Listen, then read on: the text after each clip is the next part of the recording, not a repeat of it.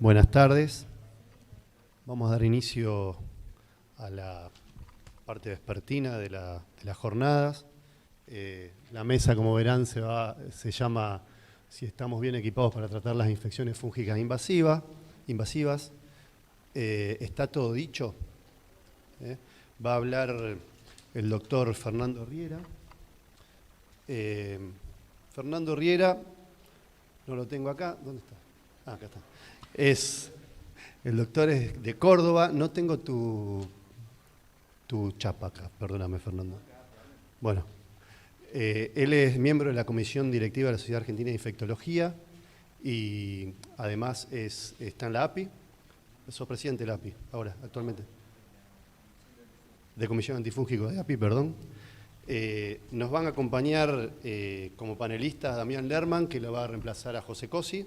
Damián, bueno, todos los conocen, coordinador, vicedecano, y referente de todos nosotros acá en Rosario para la micosis. Y va a estar también de panelista la doctora Julia Maurino. Julia es infectóloga, trabaja en el Hospital Carrasco y en el Hospital Privado de Rosario. Y Paula Trúcolo, que también es infectóloga, trabaja en el Hospital Eva Perón y en el Roque Sáenz Peña, es docente de la Cátedra de Enfermedades Infecciosas, así también como Julia. Y acá lo tengo a Fernando Riera, que es infectólogo de Sanatorio Allende, del Hospital de Córdoba y docente de la Universidad Nacional de Córdoba.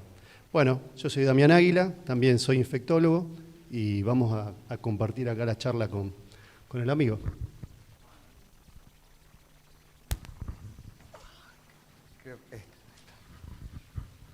¿Esto se pasa solo o lo...? ¡Tic! Ahí está. Gracias. Bueno, buenas tardes. Gracias a todos por invitarme a este encuentro, el quinto. Está muy bueno eso, Damián. Si vos preguntás la chapa mía es la X de Córdoba, no sé si es la X y el número, que soy amigo de ustedes, y soy médico infectólogo y recién recorrimos el hospital y los problemas que tenemos todos los días son lo mismo y el problema del desafío del manejo clínico es que tenemos un déficit importante en diagnóstico, porque el diagnóstico de los hongos casi siempre nos llegan tarde y muchas veces no lo pensamos, y pocas alternativas terapéuticas. Vamos atrás de los antibióticos siempre con la micología. Así que gracias. Y este es un simposio que agradezco a Gado, el apoyo que les he dado a ustedes y a mí para venir, ¿no? Y para que pase la diapo hay que apretar esto. Estos son mis conflictos de interés. Yo doy habitualmente charlas, cosas, pero no vivo de las charlas, sino vivo del consultorio como vivimos todos. Y este es el desafío, que emprendemos a pensar en micosis, porque las micosis son relevantes, son más frecuentes de lo que nosotros creemos. Entonces ese es el punto clave, que pensemos que nuestro paciente complicado, que no responda, pueda tener una micosis, y eso va a gatillar los estudios diagnósticos para que lleguemos a veces finalmente a tenerlo, o la mayoría de las veces no.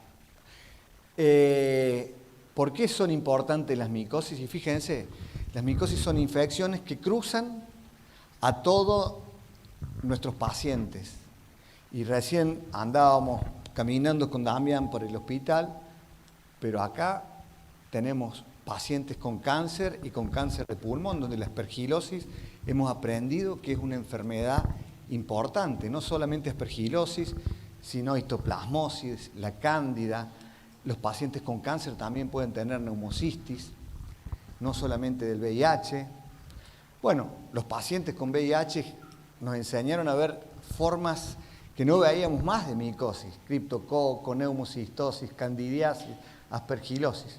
Los pacientes tuberculosos tienen una sala con presión negativa que es interesante. Nosotros no tenemos sala con presión negativa en Córdoba, pero cada vez tenemos más tuberculosis de formas graves y invadidas por Aspergillus. Los pacientes con asma que tienen las formas alérgicas, pero también si tienen bronquiectasias y tienen uso de corticoides pueden hacer la forma de aspergilosis invasiva crónica, que hay que pensarla porque es una patología que para nosotros está en la nebulosa y no la buscamos. Son estos pacientes que están con fiebre, con broncorrea y no responden, pierden pesos y si no lo pensamos, no buscamos el diagnóstico. Y de hecho no usamos anticuerpos, no dosamos mucho anticuerpos para Aspergillus, que en estos pacientes que tienen neutrófilos tiene utilidad. Los EPOC también tienen hongos. La influenza, que ya vamos a tocar, en pacientes con terapia intensiva, y a toda esta maraña, hace 2 años que se nos sumó el COVID, que también nos hace ver que los hongos existen y que debemos pensar en micosis. En el mundo se producen 1,5 millones de muertes por infecciones fúngicas, y esa es la relevancia que tiene, y es comparable casi a la tuberculosis y al paludismo, Como veíamos recién, la candidemia, la criptococosis, y cada paciente nos propone un desafío nuevo en el tratamiento, más allá de las guías, individualizarlos. Veamos los pacientes hematológicos. En los pacientes hematológicos, estos son todos los tipos de leucemias, trasplantes, autotrasplantes, halogénicos, mielomas. En azul, las barras de azul son Aspergillus. Y Aspergillus es un hongo que en estos pacientes pasa a ocupar el primer lugar. Luego sigue Cándida y después en verde aparecen las mucormicosis, criptococosis y también en nuestro país la fusariosis. Pero Aspergillus podemos decir que el agente etiológico más frecuente diagnosticado. ¿Por qué? Porque hacemos profilaxis y esa profilaxis disminuye la incidencia de candidemia. ¿Cuáles son los aspectos destacados de aspergilosis? A pesar de que hagamos profilaxis con fluconazol, la incidencia, el riesgo, es 11% con profilaxis, sin profilaxis y 4% sin profilaxis. ¿Qué quiere decir?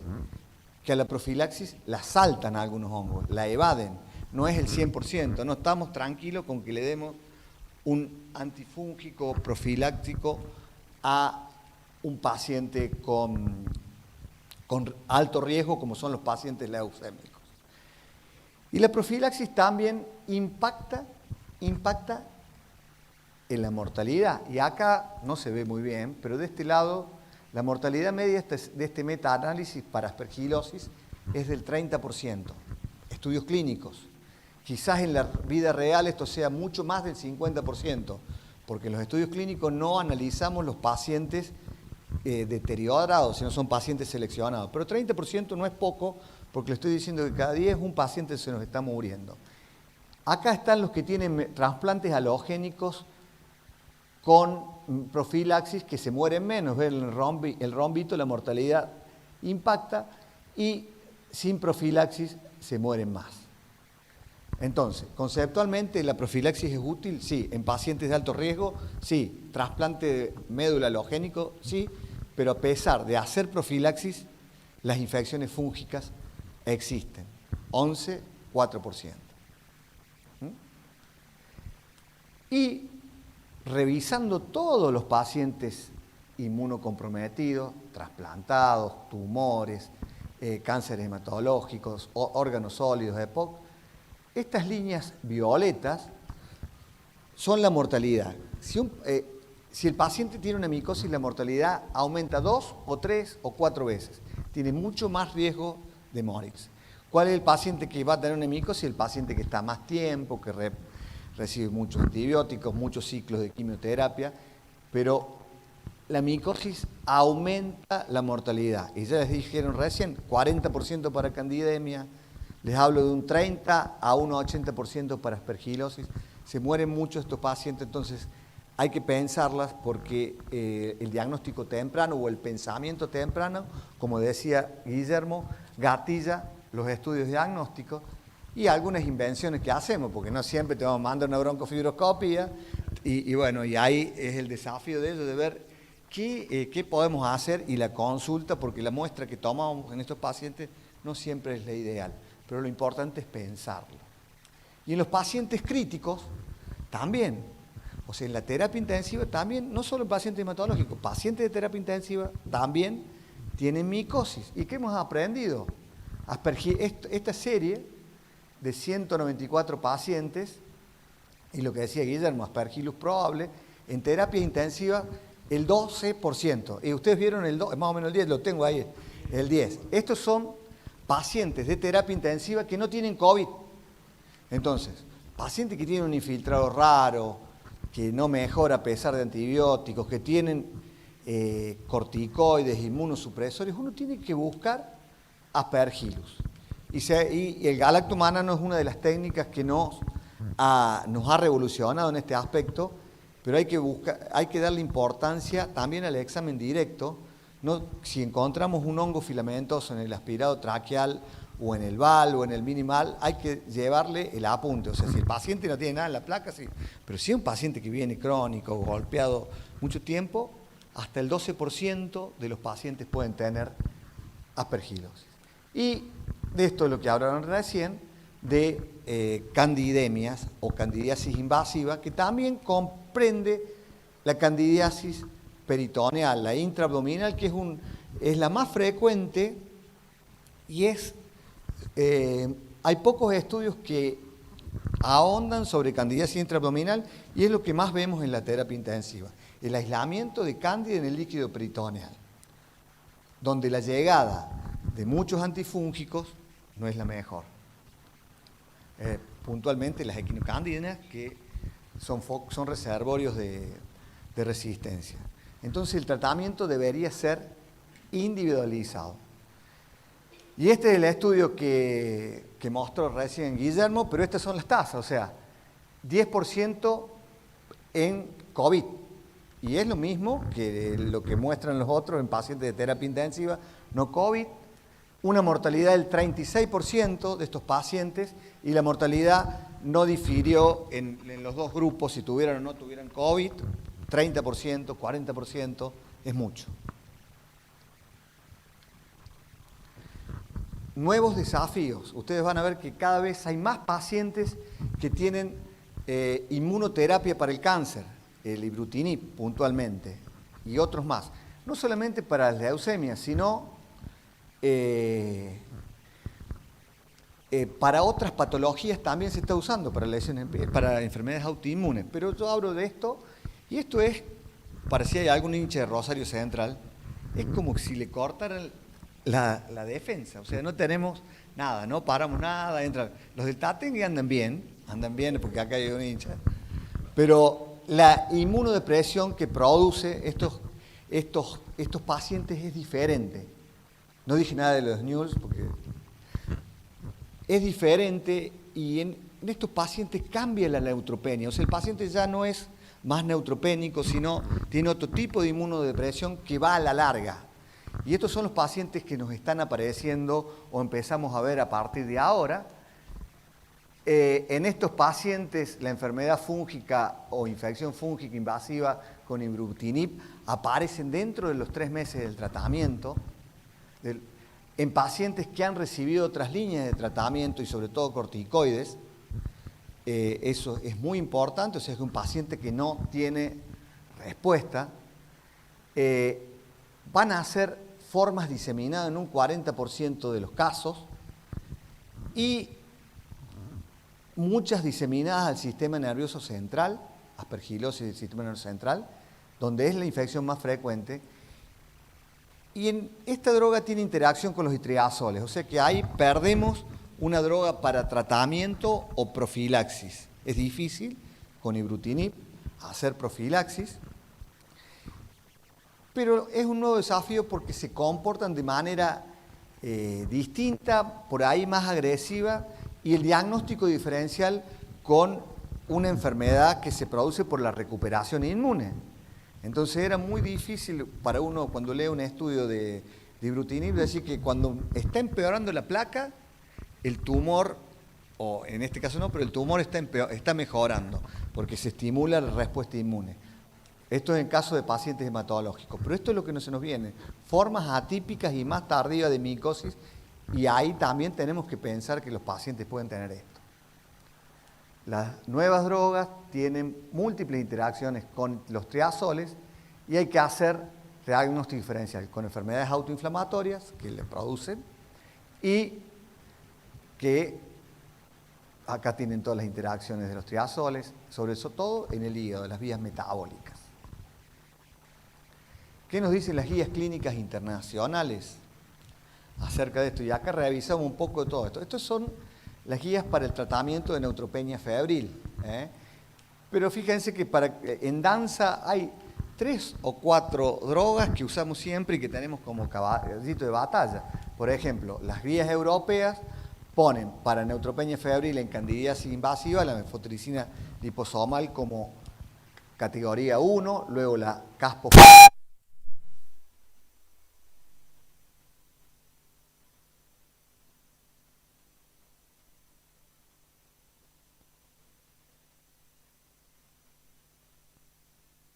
Hola, hola, hola, hola. Dije, ¿Esto no hace ruido o no? Qué sustazo, por Dios. ¿Me va a hacer morir, Damián? Decir que no me tiré. Bueno, basta.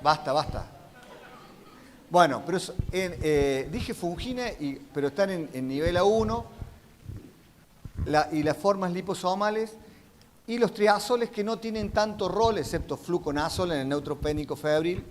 ¿Por qué? Por el tema de la resistencia. Nadie le daría una neutropenia febril fluconazol, ya que vienen con profilaxis habitualmente con fluconazol. Y en la aspergilosis invasiva, caspofungina como primer nivel en neutropénico febril. Y esto es interesante. ¿Por qué? Porque en la neutropenia febril ya no damos más anfotericina de primera línea o fluconazol, sino nosotros usamos caspofungina en neutropénico febril. Cosa de saltar a cubrir aspergilosis invasiva en el segundo paso. Y esto dicen las guías europeas y americanas. Incluso hay un estudio ahora, Guille, que saca Martens de galactomanano, que hace el tratamiento preventivo, y el tratamiento de elección es neutropénico febril, caspofungina, y esperar la caspofungina hasta que dé el galactomanano positivo, o sea, gatilla, ¿cómo es? Preventive therapy. Y acá tienen las guías para la aspergilosis invasiva, el tratamiento dirigido, ya no es neutropénico febril, donde ESIL tiene a isavuconazol, voriconazol y anfotericina liposomal. El grado de la anfotericina liposomal es por la nefrotoxicidad, pero el mejor triazol, yo creo que esto lo van a cambiar todos, es isavuconazol, no hay que dosarlo, no es tóxico. Pero en un paciente sumamente grave, la elección primera en nuestro centro sigue siendo anfotericina liposomal. Las guías europeas también isavuconazol, voriconazol y anfotericina liposomal. O sea que están en danza estos antifúngicos e incluso equinocándidas. Pero no tenemos más. Y el Ibrexafunger no llega y la resafungina no llega. Esto es un metaanálisis del tratamiento de la aspergilosis invasiva donde compara anfodeoxicolato, ambisome, voriconazol y como tratamiento de la aspergilosis invasiva, y donde dicen que la eficacia de anfotericina liposomal es similar en todos los antifúngicos. No habría diferencia, no hay diferencia. La eficacia es del 52%. Esto es una slide se me borró el nombre de Patterson, donde habla de una eficacia comparada a todos los estudios del 52%. Y esto es interesante, ¿por qué? Porque el estudio de Ebrecht del 2002, y es el primero que parte de que tenemos que usar voriconazol en pacientes con aspergilosis, lo compara con anfodeoxicolato, que es una droga que no se debe usar, no se debería usar. Y la eficacia de voriconazol es del 71%. Estudio clínico, fíjense que se mueren el 30% nomás, que deben ser más.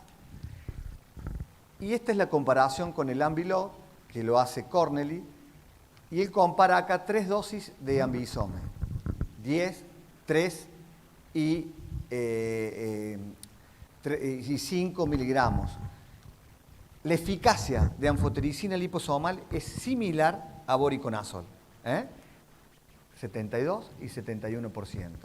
Entonces, en inmunocomprometido no es de elección siempre el voriconazol. Tengamos en cuenta que la administración endovenosa, la ciclodextrina para la nefrotoxicidad, pero estemos tranquilos que no estamos usando un antifúngico de segunda línea. Y candidiasis invasiva, donde las equinocandinas siguen siendo de primera elección en todas las guías, pero hay sitios donde uno tiene que tener cuidado. Y uno de esos sitios es la cavidad abdominal y el ojo. Hay un estudio que muestra que los pacientes tratados con equinocandinas tienen más endoftalmitis al final del tratamiento porque no tienen capacidad de ingresar al globo ocular. Entonces, hay que individualizar los tratamientos. Equinocandinas yo lo uso mucho en candidemias limpias, pero cuando hay, por ejemplo, un paciente con una pancreatitis severa, que tiene mucho tejido necrótico, que tiene líquido ascítico, que tiene mucho slime, cuidado, porque ahí es donde están los reservorios a veces de cándidas resistentes a equinocandinas y donde la penetración es menor. Mucormicosis, en esta infección, isavuconazol irrumpe con un estudio interesante como una muy buena alternativa, porque se puede dar vía endovenoso o vía oral, pero en todas las recomendaciones, anfotericina liposomal sigue siendo el tratamiento de elección con dosis más altas que las habituales. Y la discusión, aunque esta guía dice que no recomiendan tratamiento combinado, algunos expertos dicen que hay que combinar anfotericina liposomal más isavuconazol. Pero hay una cosa muy importante que no les dije en cuanto a todas estas guías de tratamiento, sino que ninguna infección fúngica se cura si no hay un drenaje o una eliminación del foco primario de manera efectiva. Para cándida, sacar catéter. Intraabdominal, limpiar el foco intraabdominal cuando se puede. Y en aspergilosis estamos con un problema porque el tejido necrótico y todas estas cosas que pueda haber nos limita un poco. Pero hay que eliminar el foco. Siempre hay que eliminar el foco y tratamiento antifúngico y sobre todo en esta patología. O sea, hay que ser agresivo con la cirugía y el debilitamiento. También esta es una patología que se vio mucho más frecuentemente con el brote de COVID. En todos lados han visto mucormicosis.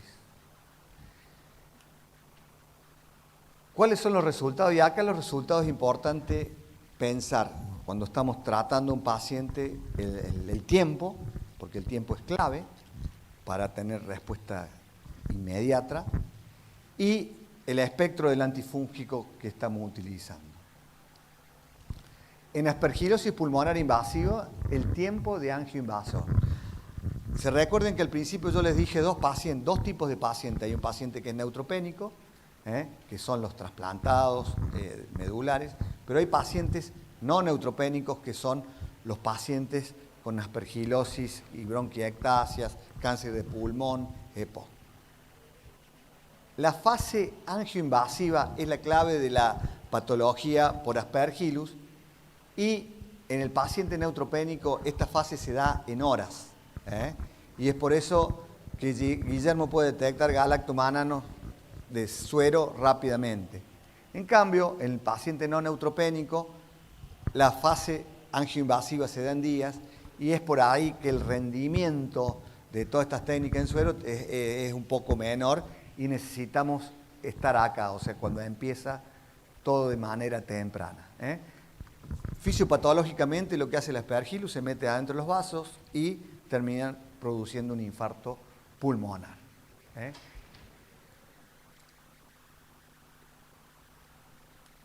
Entonces, los retrasos en el tratamiento, en aspergilosis, también impactan en la mortalidad. Y si no, el retraso se da fundamentalmente por el primer punto que les dije. No lo pensamos y hay que pensarlo en base al tipo de huésped y las posibilidades que tenemos. Y en 96 horas el hongo ya está invadiendo los vasos en el neutropénico. Y esto es la importancia del tratamiento precoz en candidemia, que eso también es un tema. Nosotros, casi siempre, el tratamiento de candidemia lo estamos empezando después de las 48 horas, porque es el tiempo, o un poquito antes, cuando tenemos los resultados, y por eso ahí vienen los métodos rápidos. El beta de glucano, que es un método panfúngico que tiene un valor predictivo negativo alto, que no lo tenemos en el país, pero tampoco es la panacea, porque es bastante complejo poner en marcha, es costoso. Entonces, hay algunos centros que usan PCR y empiezan a hacer su experiencia local para detectar rápidamente la candidemia y tratarlo rápido. Pero eso impacta en la mortalidad. Cuando lo pensamos y lo tratamos rápidamente, el tratamiento tiene mejor respuesta. Y el espectro de acción, y acá se comparan todas las drogas, y como decíamos recién, equinocandinas, solamente caspo extiende un poco el espectro aspergilosis, pero es una droga diseñada fundamentalmente para levaduras. Isavuconazol es el triazol de mayor espectro junto con posaconazol, que tiene problemas en la absorción, pero isavuconazol cubre Aspergillus, mucor y cándida, incluso cándidas resistentes. Fluconazol, fundamentalmente para levaduras y criptococos, es la droga de elección y de combinación con anfotericina liposomal, que es el antifúngico más viejo y de mayor espectro. Pero tengamos en cuenta que si bien hay pocas especies resistentes, Aspergillus terreus es naturalmente resistente, y muchas veces nosotros el otro día estaba tratando a un paciente líquido pleural Aspergillus terreus, no puede usar anfotericina liposomal. Y por eso es importante que los laboratorios sigan haciendo la metodología clásica y que lleguemos a identificar especies, porque ahí tenés una ayuda impresionante. Si te dicen Aspergillus spp, seguramente es fumigato, pero por ahí tenés un cisne negro. El cambio epidemiológico, y el cambio epidemiológico se da por el uso de la profilaxis. La profilaxis produce un cambio epidemiológico importante, y esto es en pacientes oncohematológicos, 85 aislamientos, y fíjense que los pacientes, pacientes no son micosis de brecha, el 50% está constituido por aspergilosis. Como esta es una serie europea, los mucorales la siguen en frecuencia, luego Fusarium. En Latinoamérica la realidad es distinta. Fusarium creo que es el hongo más frecuente, vemos más en oncohematología, no sé, vemos más que mucormicosis.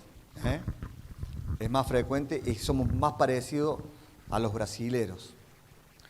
Pero esto es así cuando no hay micosis de brecha. Pero fíjense, cuando usó profilaxis, cómo disminuye la cantidad de aspergilosis y empiezan a aparecer otras especies de hongos, mucorales, Fusarium, que no van a estar en el espectro de alguno de los antifúngicos. Entonces es importante pensar que en un paciente que viene con profilaxis, si viene con profilaxis extendida para Aspergillus, como puede ser con posaconazol, voriconazol o isavuconazol, pensar que los hongos filamentosos que encontremos van a ser otros.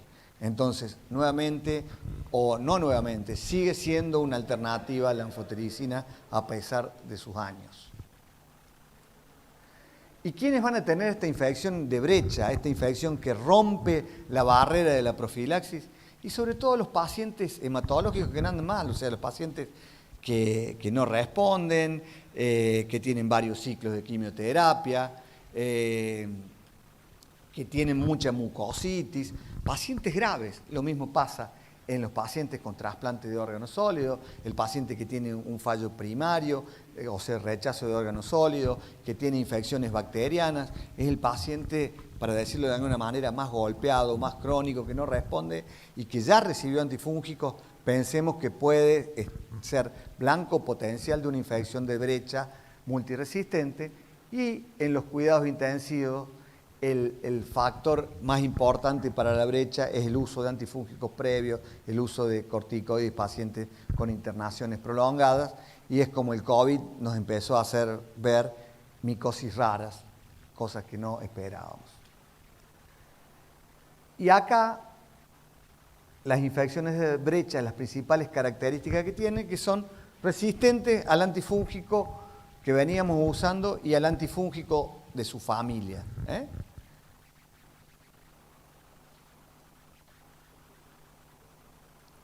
Se suma el problema de la resistencia, la emergencia de esta Candida auris, que tiene 5 clades, y ustedes van a ver que todavía afortunadamente no la tenemos o no se ha detectado en Argentina. Ya Guillermo es el que nos da la sorpresa con la resistencia. Estamos esperando ahí porque él siempre está en el primer artículo con la primera cepita resistente, aparece el Guille. Pero todavía no la tenemos. Pero esto es un problema. ¿Y qué problema? ¿Por qué? Porque es una KPC de los hongos. Produce infecciones graves, es resistente a los antifúngicos, equinocandina, triazoles y anfotericina también. Cada vez es más común. Es difícil de identificar, pasa como Candida emuloni, y ahora hay un Vitec que sí lo detecta, que ¿cómo se llama? Me desburro.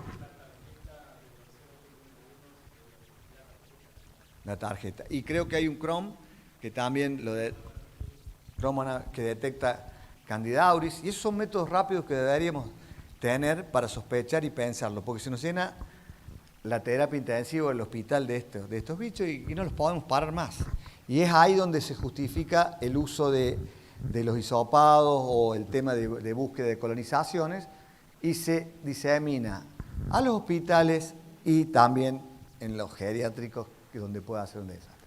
Y también Aspergillus tiene cepas resistentes. Tiene cepas resistentes los triazoles relacionado con el uso prolongado en estos pacientes con EPOC, con bronquiectasias, con fibrosis quística, muchas veces relacionado a la exposición del hongo y a la exposición ambiental. En el campo los triazoles son usados en cultivo de soja, se usa de manera masiva, entonces la exposición puede hacer de que se exponga a una cepa resistente, y es por eso que es el concepto de una sola salud, porque tenemos que, cuando hacemos pruebas, tenemos que trabajar con los veterinarios, con los agrónomos, porque es en el campo donde se usan, y el principal problema lo tienen en Europa, y cuando superan el 10% no se puede usar más un triazol como tratamiento empírico para aspergilosis. En España hay un estudio que describe el 7.4% de resistencia a los azoles, y aparece Guillermo con su revisión, y sí, ya él hace un estudio, y en Argentina hizo un estudio de 130 cepas, 2.3% de cepas con elevación de resistencia a los azoles, pero bueno, son pacientes sobre todo con exposición prolongada a los triazoles, y hay en estos un paciente con leucemia linfoblástica aguda con tratamiento prolongado con voriconazol, y 3 pacientes con fibrosis quística, y hay un paciente con itraconazol. O sea, no lo tenemos o lo tenemos latente, pero es potencialmente un problema. Eso es todo el laboratorio, pero la cepa resistente, este es el primer estudio que muestra, el Estrade, muestra que la resistencia a voriconazol se asocia con mayor mortalidad. Y es simple. ¿Por qué? Porque no se usó el tratamiento inicial rápido, adecuado, y la mortalidad se elevó en estos pacientes. se murió el 47% versus el 24%. O sea que una cepa resistente no tratada tiene más mortalidad y este es el estudio que demuestra en seres humanos de que tienen impacto. Bueno, algunas soluciones. ¿Cuál es el rol que tiene la anfotericina y por qué sigue vigente? La anfotericina tiene más de 60 años en el tratamiento de infecciones fúngicas.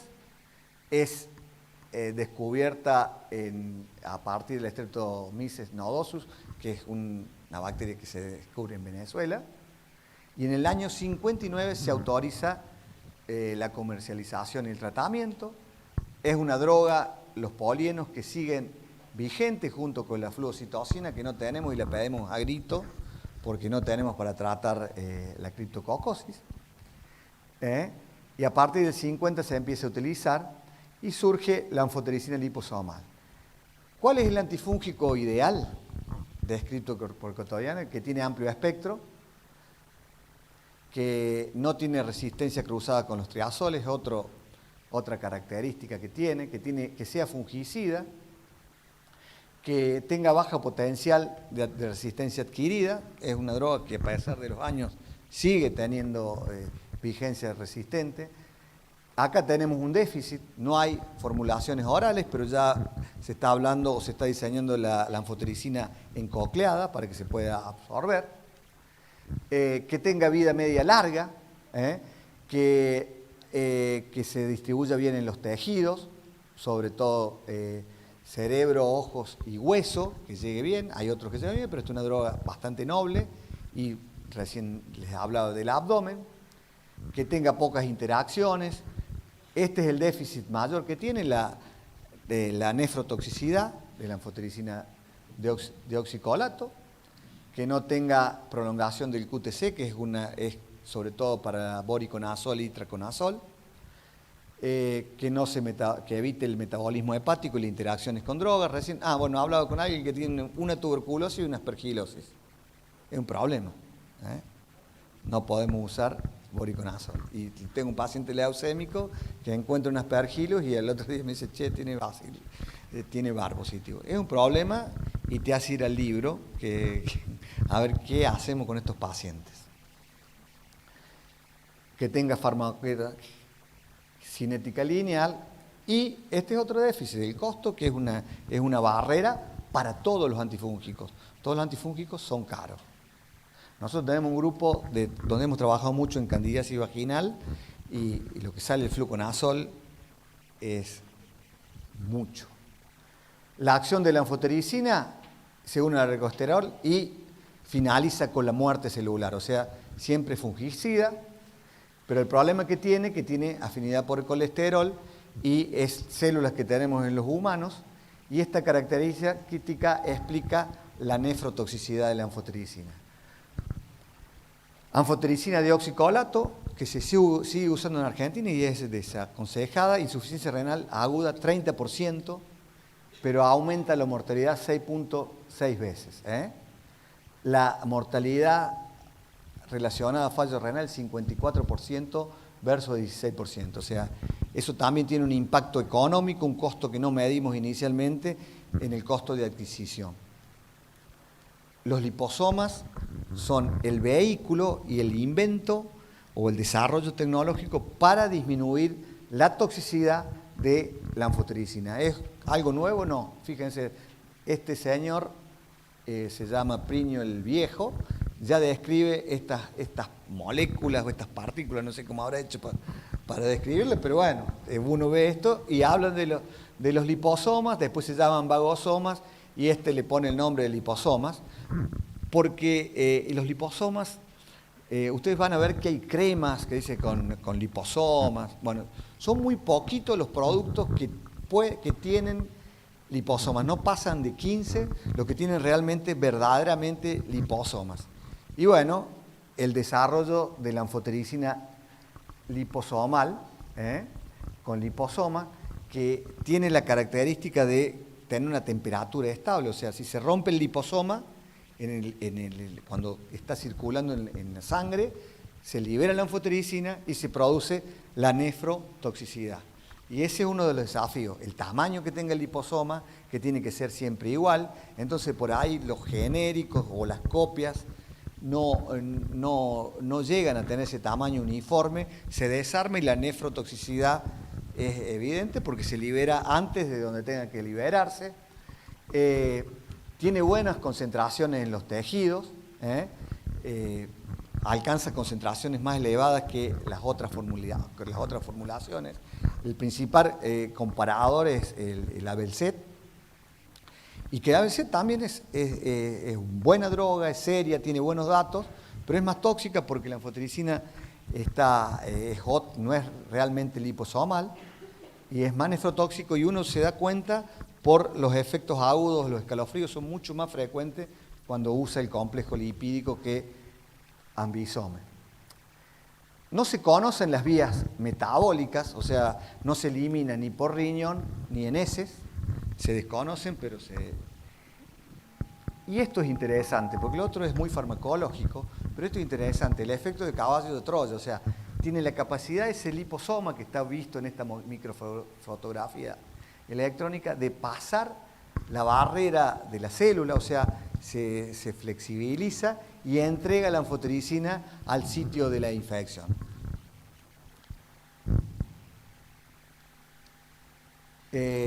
Anfotericina liposomal tiene la misma edad que yo en la medicina. Cuando yo me recibí, salí recién anfotericina liposomal y bueno, yo la vengo siguiendo bastante. Pero esto es importante, la eliminación renal, que disminuye la nefrotoxicidad, que es la principal limitación de la dioxicolácteo. No quiere decir que esta no sea nefrotóxica, pero es sumamente manejable y es reversible. Estos son todos los estudios de insuficiencia renal con Ambisome.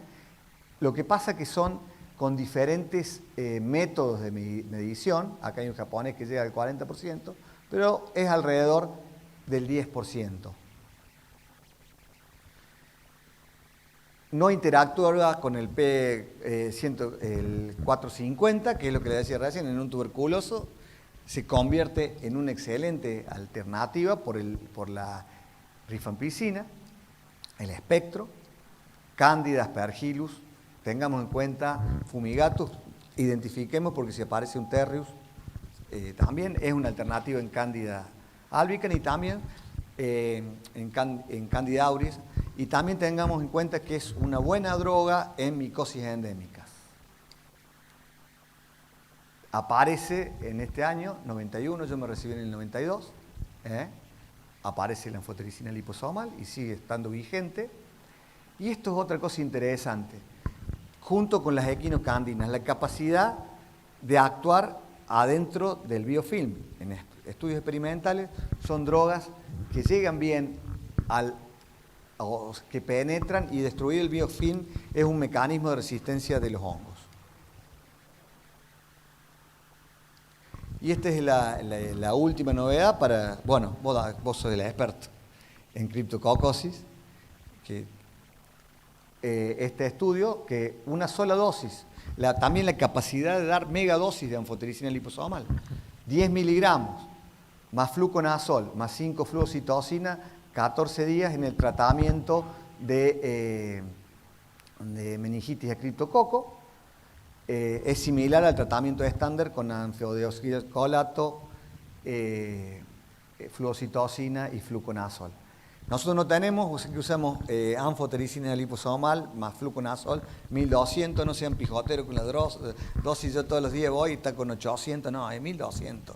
Después el fluconazol, hay que dar altas dosis. Y es igual. Y esto ya lo aprobó OMS y es una alternativa, no sé si es aplicable a nuestro país, pero sí para estos países donde los pacientes no deben tener internación, entonces le hacen una sola dosis.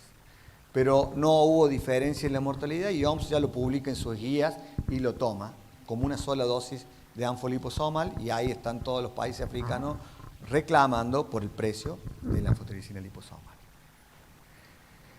Es racional porque tiene amplio espectro, es menos tóxico, mucho menos tóxico que la dioxicolato, que no deberíamos usar más, se mueren más los pacientes. Tiene buen índice terapéutico, como tratamiento de rescate y en mucormicosis, es la droga de elección. Y en esta foto que está muy oscura, les agradezco porque, bueno, José y Damián, en otra de las series del Foro de Micología o el Encuentro de Rosario, que hace varios años, y lo felicito por el esfuerzo. Y bueno, yo creo que estuve en todos casi. En todos. Trae suerte. Estuve hablando, aplaudiendo, no aplaudiendo, pero estuve en todo. Comiendo. Así que gracias.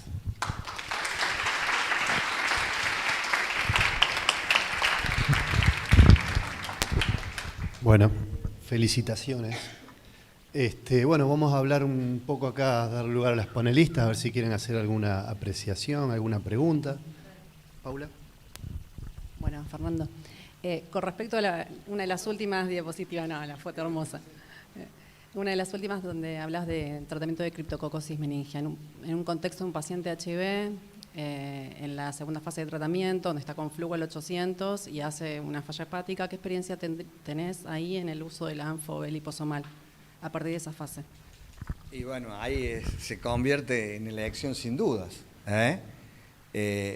La clave, experiencia, así como decirte seria, no, pero es paciente a paciente.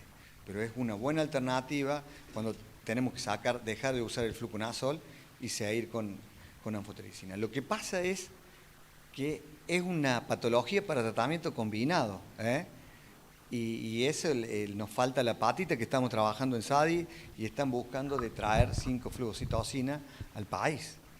Pero el tratamiento, sí, ahí es anfotericina. Y recién otra pregunta que me ibas a hacer era la profilaxis con anfo. Bueno, yo no la uso,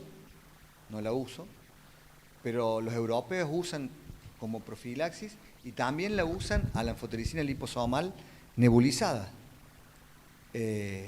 No tengo experiencia, los americanos dicen que no, los europeos sí lo usan y hay centros españoles que Fabián después les puede decir eso, pero tampoco lo usan, ¿no es cierto? No, hay un nebulizador que está aprobado.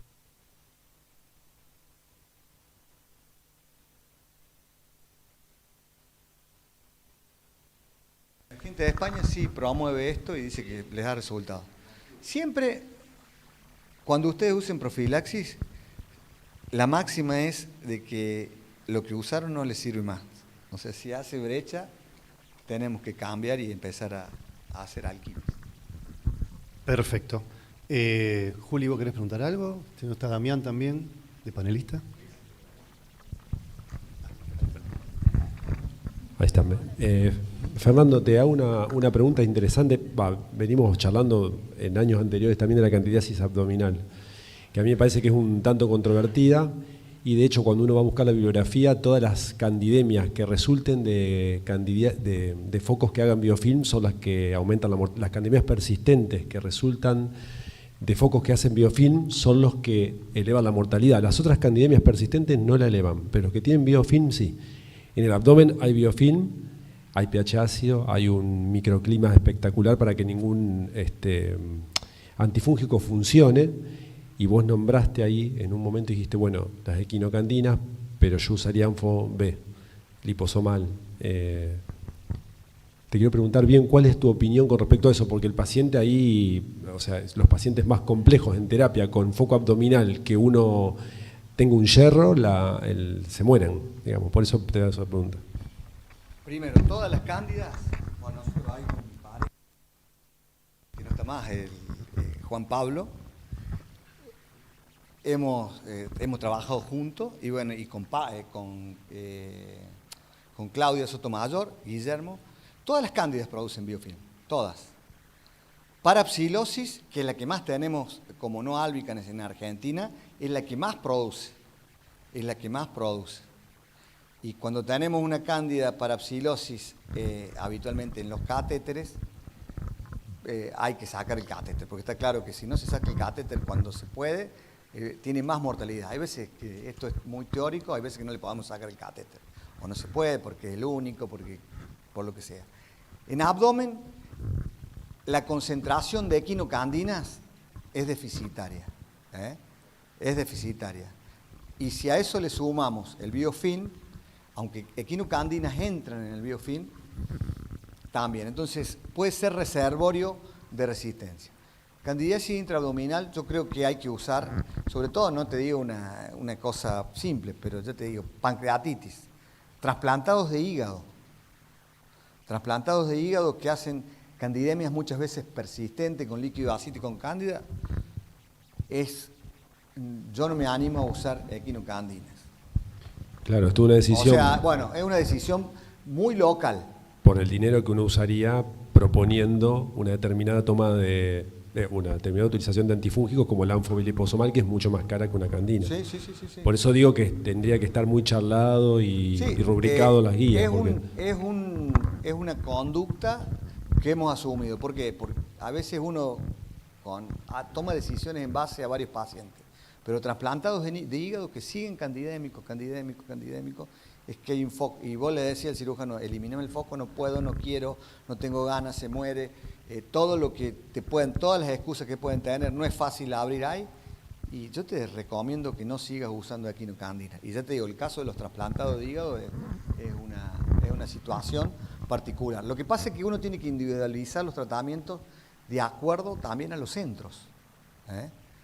Pero cuando hay un foco no erradicado, yo creo que equinocandinas lo bajaría de indicación. Si no, para todas las otras candidemias, equinocandina. Bárbaro, gracias. Perfecto. Julia. Gracias, Fernando. Te quería... Aunque el antifúngico más usado para candidemia en Argentina es y no está mal si el paciente está estable y por el foco, pero no todos los hospitales tienen la equinocandina en sus farmacias. La tienen que salir a buscar, la tienen que justificar, entonces tampoco esto en algunos lugares tiene que ser individualizado. Si tenemos, usamos, pero si no, tampoco no podemos esperar el tratamiento porque es importante el tratamiento precoz. Y el fluconazol sigue siendo una droga excelente para iniciar un tratamiento hasta que tengamos lo que nosotros querramos y no quiere decir que no vaya a funcionar. Por eso la discusión sería el precio de La discusión es el precio de las moléculas. Si uno diría, bueno, nosotros pretendemos que los pacientes vivan, vamos a decir que todas las moléculas salgan 50 pesos. Y ahí sí veríamos qué elegimos. Entonces la pregunta es sobre eso. A ver, si estaríamos en un mundo más justo, donde pretenderíamos que la gente viva antes que facturar, diríamos, bueno, en ese mundo elijamos. ¿Qué elegimos? Y probablemente para lo que vos decís, anfotericina biliposomal. Para abdomen, para pacientes complejos, para trasplantado hepático. Pero en este mundo está difícil. Difícil.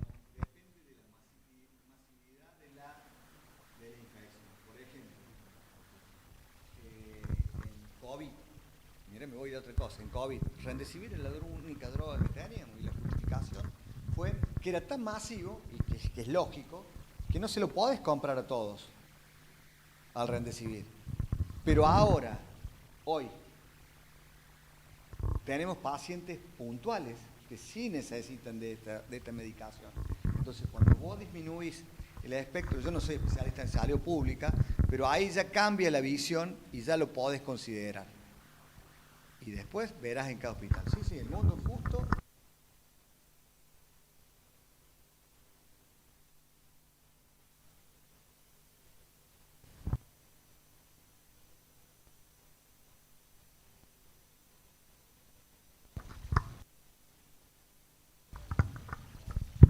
Vos recién hablaste de la profilaxis con anfotericina nebulizada para los oncohematológicos. Yo te quería consultar dos cosas en realidad. La primera, tu experiencia o sobre el uso de anfotericina liposomal, pero en dosis altas, semanales, para profilaxis antifúngica en pacientes de alto riesgo, LMA y en altas dosis hacía 10 miligramos kilo diario. Bien.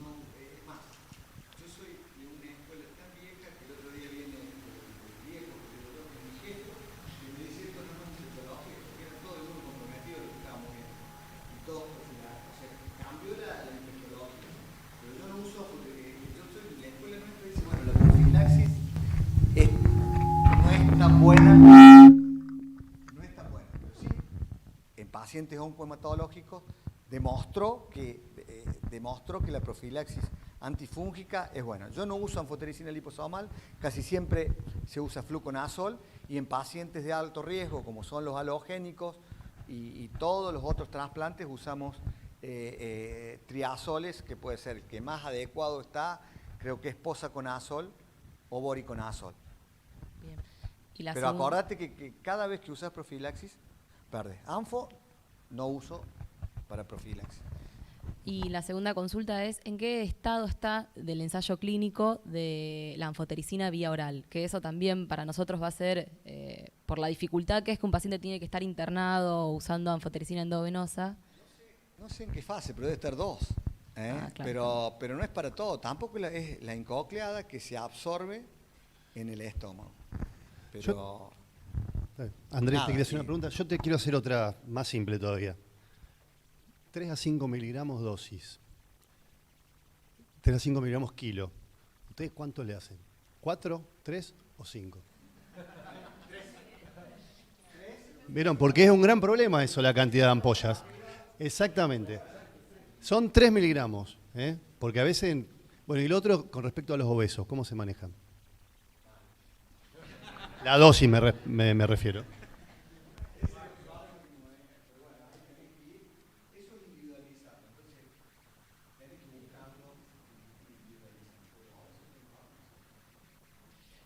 Con respecto a lo que dijo de ibrutinib, en ese caso, por ejemplo, que el paciente necesita una profilaxis y por ahí triazoles uno no usaría por la interacción, algunas guías recomiendan bajar la dosis de ibrutinib, los hematólogos por ahí se niegan bastante, ¿qué recomendaría para esa profilaxis? Y lo otro, en un momento para la neutropenia febril, con fiebre persistente y demás, que uno le agrega antifúngico, usted nombró las funginas, por el hecho, le pregunto...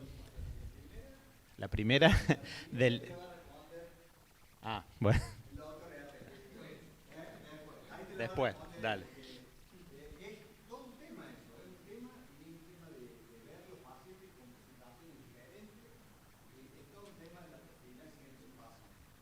Voy a la otra.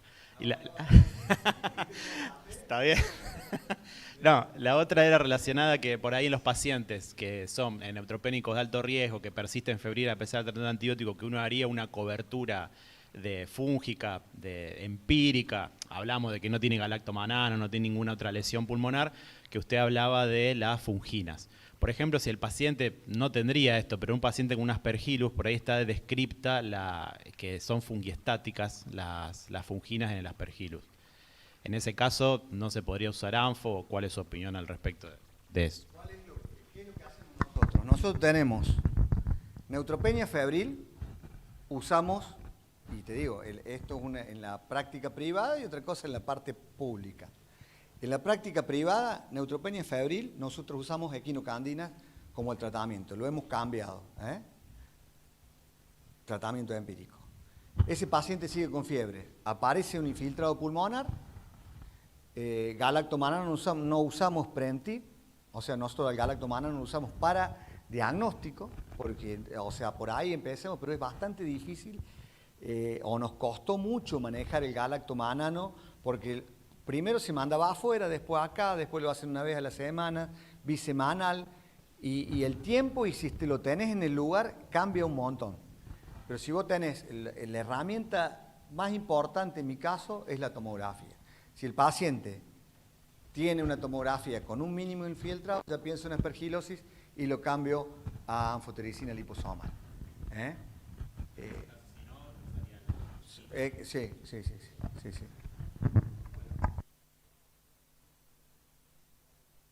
Quiero agradecer, Fernando. Vamos a pasar a la próxima charla directamente. Si quieren ir al baño, tenemos 5 minutos y después seguimos.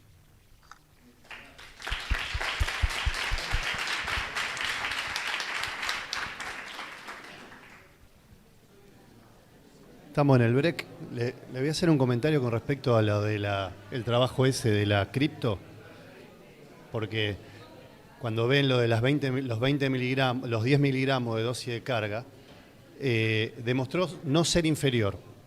Y cuando miran los efectos adversos que tiene de hacer una semana de anfodesoxicolato con respecto a 10 miligramos de liposomal, no es más nefrotóxica, o sea, es igual de nefrotóxica. O sea que ojo con eso. No pensar que la liposomal no es nefrotóxica, porque a veces una vez se baja la guardia de no hacer los controles que tiene que hacer. Y nosotros ya hemos tenido pacientes con daño renal por anfoliposomal. Lo que he leído también como algo bueno, que a diferencia del desoxicolato, la recuperación de la función renal de la liposomal es mejor que la de desoxicolato. El desoxicolato lo dejamos en hemodiálisis. Sí, hay que bajar la dosis. Sí, la ventaja de la liposomal, que es como una droga que se siguen liberando la droga por los liposomas y la suspendés o bajás la dosis, sí. Sí.